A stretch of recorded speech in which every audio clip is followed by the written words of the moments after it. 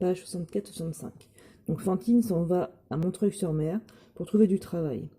Mais elle ne peut pas faire garder Cosette, qui est sa petite fille, et du coup elle se rend chez les Thénardier pour la faire garder.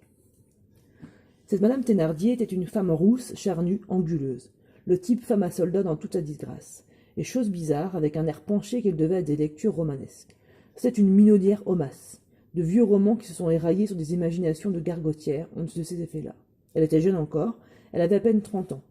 Si cette femme, qui était accroupie, se fut tenue droite, peut-être sa haute taille et sa carrure de colosse ambulant, propre aux foires, eussent-elles dès l'abord effarouché la voyageuse, troublé sa confiance, et fait évanouir ce que nous avons à raconter.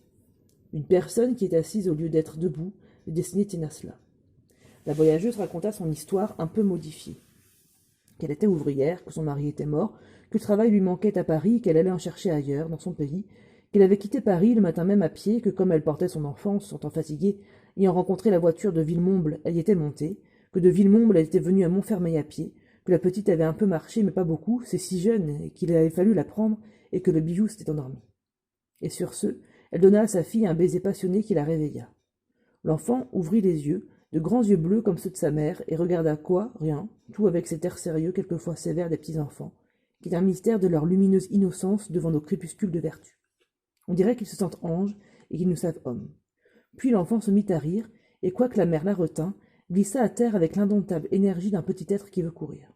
Tout à coup, elle aperçut les deux autres sur leur balançoire, s'arrêta court et tira la langue, signe d'admiration.